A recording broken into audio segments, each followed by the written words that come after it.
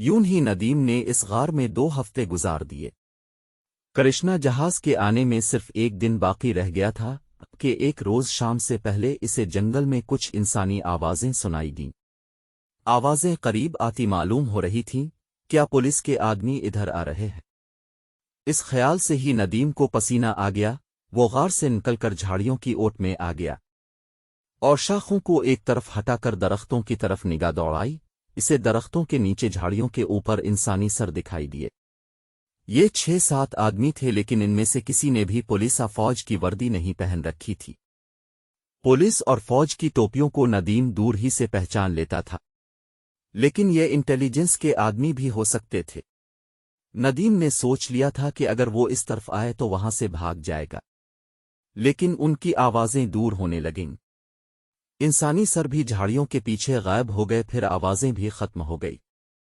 ندیم نے اطمینان کا سانس لیا، مگر اب اسے غار میں بھی بے چینی لگی رہی، کہیں یہ لوگ اوپر سے ہو کر غار میں نہ آ جائیں۔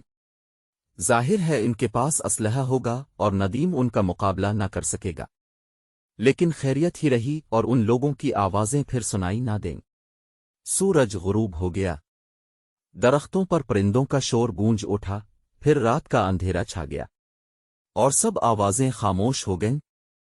ندیم احتیاط کے طور پر غار کے اندر رہنے کی بجائے غار کے منہ کے قریب ایک جھاڑی کی اوٹ میں بیٹھ گیا، جہاں سے وہ جنگل میں دائیں بائیں اور سامنے نگاہ ڈال سکتا تھا۔ جب رات گہری ہو گئی تو اسے فضا میں مخصوص سیٹی کی آواز سنائی دی۔ نظرل اندر آنے سے پہلے ایک پرندے کی طرح ہلکی سی سیٹی بجا دیتا تھا، جس سے ندیم سمجھ جاتا کہ نظرل چاچا آ رہا ہے۔ سیٹی کی آواز سنتے ہی ندیم لپک کر غار کے اندر آ گیا۔ تھوڑی دیر بعد نظرل غار میں داخل ہوا۔ وہ روٹیاں، اچار اور پانی کا مشکیزہ اپنے ساتھ لایا تھا۔ جب ندیم نے اسے بتایا کہ آج وہاں سے کچھ آدمی گزرے تھے تو نظرل کے کان کھڑے ہو گئے۔ وہ کچھ سوچنے لگا، پھر سر اٹھا کر بولا، بیٹا، تمہیں آج رات ہی میرے ساتھ گودام میں چلنا ہوگا۔ کرشنا جہاز بندرگاہ پر لنگر انداز ہو چکا ہے، وہ 3 دن بعد انڈمان سے روانہ ہوگا۔ میرا خیال تھا کہ میں تمہیں کل یہاں سے لے جاؤں گا، مگر لگتا ہے اس جنگل میں بھی تمہاری کھوج شروع ہو گئی ہے، اس لیے بہتر ہے کہ تم آج ہی میرے ساتھ یہاں سے نکل چلو۔ ندیم نے اچار کے ساتھ روٹی کھائی، جی بھر کر پانی پیا۔ نظرل چاچا کہنے لگا، تم اسی جگہ ٹیروں میں باہر جا کر دیکھ آؤ۔ وہ غار سے نکل گیا، کچھ دیر بعد واپس آیا اور کہنے لگا، چلو سب ٹھیک ہے، میرے پیچھے پیچھے چلنا۔ شہر کی آبادی شروع ہو تو مجھ سے کچھ فاصلے پر ہو جانا۔ ندیم نے جنگل میں نظرل کے عقب میں چلنا شروع کر دیا۔ اندھیرے میں دونوں دیر تک چلتے رہے۔ انہوں نے جنگل کا سارا علاقہ عبور کر لیا تو ڈھلان سے اترتی ہوئے فاصلے پر ندیم کو مکانوں کی ٹمٹماتی ہوئی روشنیاں نظر آنے لگیں۔ نظرل آگے آگے تھا، وہ اسے آبادی سے کچھ فاصلے پر جنوب کی طرف ایک بستی کے سرے پر لے گیا۔ یہاں روشنی کہیں کہیں تھی۔ اب تم میرے اور اپنے درمیان کچھ فاصلہ رکھ لو۔ گودام میرے مکان کے عقب میں ہے اور میرا مکان سامنے والی بستی کے کونے میں ہے، آ جاؤ۔ نظرل چل پڑا اور ندیم رکا رہا۔ جب وہ اس سے 10-15 قدم دور ہو گیا تو ندیم بھی اس کے پیچھے چل پڑا۔ آخر وہ ایک مکان کے احاطے میں داخل ہو گئے۔ آگے گودام کا لکڑی کا برآمدہ تھا۔ نظرل ندیم کو ایک گودام میں لے گیا جس کے اندر لکڑی کے کھوکھے اور دوسرا سامان بکھرا پڑا تھا۔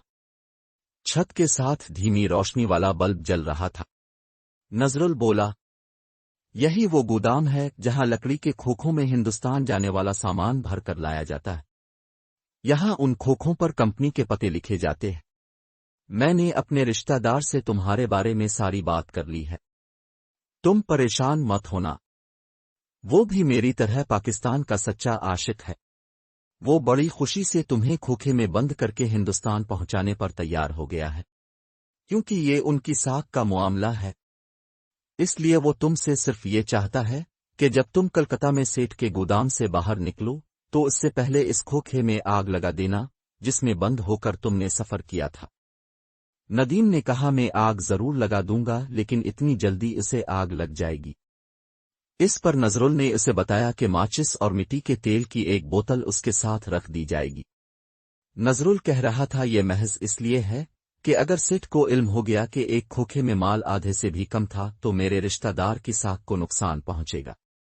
ندیم نے کہا، چچا اگر میں خیریت سے کلکتہ پہنچ گیا اور سیٹھ کے گودام میں پہنچ کر کھوکھے سے باہر نکل آیا تو یقین کرو کہ میں اس کے سارے گودام کو آگ لگا کر ہی گودام سے باہر نکلوں گا۔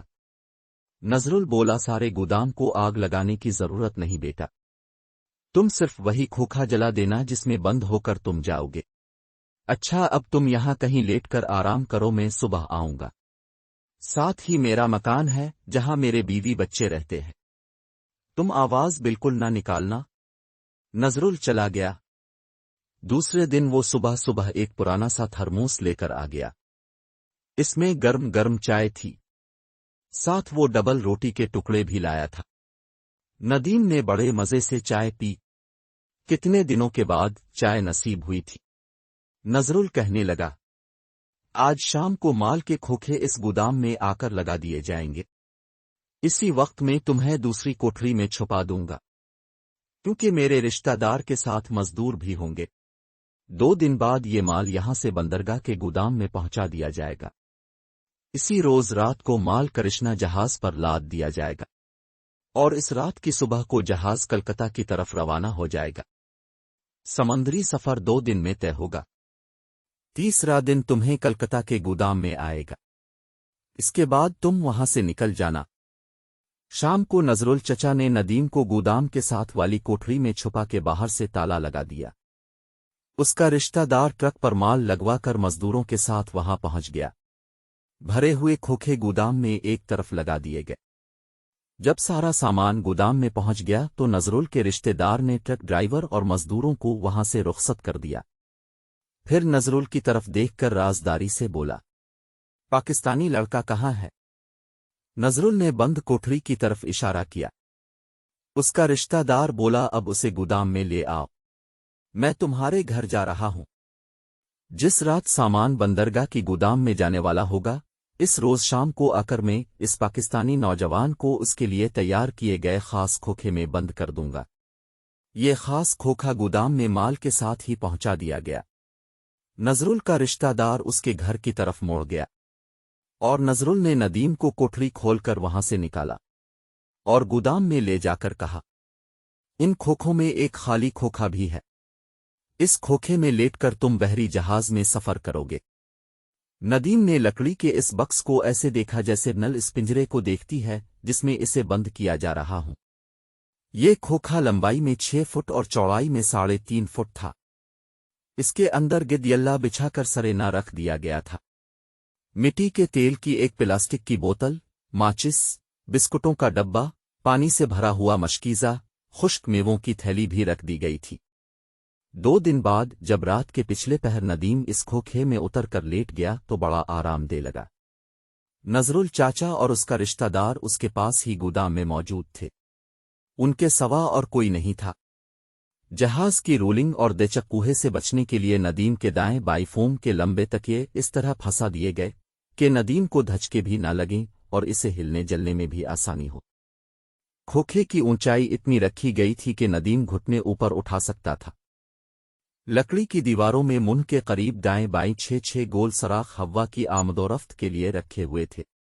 نظرل چاچا بولا، بیٹا گھبرانا بالکل نہیں، سمندر ان دنوں پرسکون ہوتا ہے، ہچکولے نہیں لگتے، معمولی سی رولنگ ہوتی ہے، تمہیں ہوا برابر آتی رہے گی اور ہم تمہارے کھوکھے کو جہاز میں اس طرح رکھوائیں گے کہ تمہارے اوپر کوئی دوسرا کھوکھا نہ رکھا جائے۔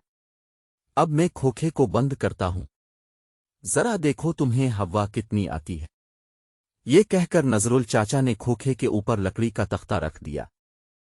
کھوکھے کے اندر اندھیرا چھا گیا۔ ندیم کو یوں محسوس ہوا جیسے اسے قبر میں بند کر دیا گیا ہے۔ وہ لمبے لمبے سانس لینے لگا۔ اوپر والے تختے اور دائیں بائیں کے سوراخوں میں سے تازہ ہوا کھوکھے میں آ رہی تھی۔ نظرل نے تختہ اٹھا دیا۔ اس کا رشتہ دار بولا، دم تو نہیں گھٹتا تھا نا بیٹا؟ جی نہیں، ندیم نے آہستہ سے کہا۔ اسے دم گھٹنے کا احساس ضرور ہوا تھا، مگر تکلیف اسے ہر حالت میں برداشت کرنی تھی، اس کے سوا کوئی چارہ نہیں تھا۔ آزادی حاصل کرنے اور نجمی کے شہر کلکتہ پہنچنے کے لیے اسے جان گزار مرحلے سے بہرحال گزرنا تھا۔ نظرل کہنے لگا، تمہارے پاس ضرورت کی ہر شے رکھ دی گئی ہے۔ جہاز دوسرے روز شام کو کلکتہ پہنچ جائے گا۔ ہم نے مارواڑی سیٹھ کو تار دے دیا ہے کہ وہ سامان جلدی چھڑا لیا کرے۔ یقینی طور پر وہ پرسوں شام کو ہی سامان چھوڑا کر ساتھ لے جائے گا، اور تمہیں بندرگاہ کے گودام میں نہیں جانا پڑے گا۔ نظرل چاچا نے گھڑی دیکھی۔ اس کا رشتہ دار بولا، میرا خیال ہے اب کھوکھا بند کر دینا چاہیے، کیونکہ مال بندرگاہ تک لے جانے کے لیے ٹرک آتا ہی ہوگا۔ پھر ندیم کی طرف متوجہ ہو کر کہا، تختے میں کیل اس طرح ٹھوکی جائیں گی کہ تم تھوڑی سی کوشش کر کے اسے اوپر اٹھا سکو گے۔ ایک ہتھوڑی تمہارے پاس رکھ دی جائے گی۔ نظرل چاچا نے ندیم کے سر پر پیار سے ہاتھ پھیرا اور کہا، بیٹا خدا تمہیں بہت جلد خیریت سے پاکستان پہنچائے۔ میری طرف سے اپنے ماں باپ اور دوسرے پاکستانی دوستوں کو سلام کہنا۔ ہم ہمیشہ پاکستان کی سلامتی کی دعائیں کرتے رہیں گے۔ ندیم نے نظرل چچا کا ہاتھ تھام کر چوم لیا۔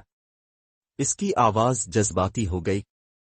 اس نے نظرل اور اس کے رشتہ دار کا شکریہ ادا کیا۔ نظرل چاچا نے جیب سے 200 روپے انڈین کرنسی کے نکال کر ندیم کو دیے اور کہا، یہ کلکتہ میں تمہارے کام آئیں گے۔ خدا حافظ بیٹا۔ کھوکھے کے اوپر تختہ لگا دیا گیا۔ ندیم اندھیرے میں کھوکھے کے اندر خاموش لیٹا لمبے لمبے سانس لے رہا تھا۔ تختے کو کیلوں سے اس طرح سے جوڑا گیا کہ وہ اندر سے تھوڑی سی ضرب لگانے سے کھل سکتا تھا۔ باہر ٹرک کھڑے ہونے اور مزدوروں کی آواز سنائی دی۔ اس وقت گودام میں سے سارا مال ٹرک میں رکھا جانے لگا۔ نظرل کے رشتہ دار نے ندیم والے کھوکھے کو بڑی احتیاط سے دوسرے کوکھوں کے اوپر رکھوایا اور ٹرک میں بیٹھ کر بندرگاہ کی طرف روانہ ہو گیا۔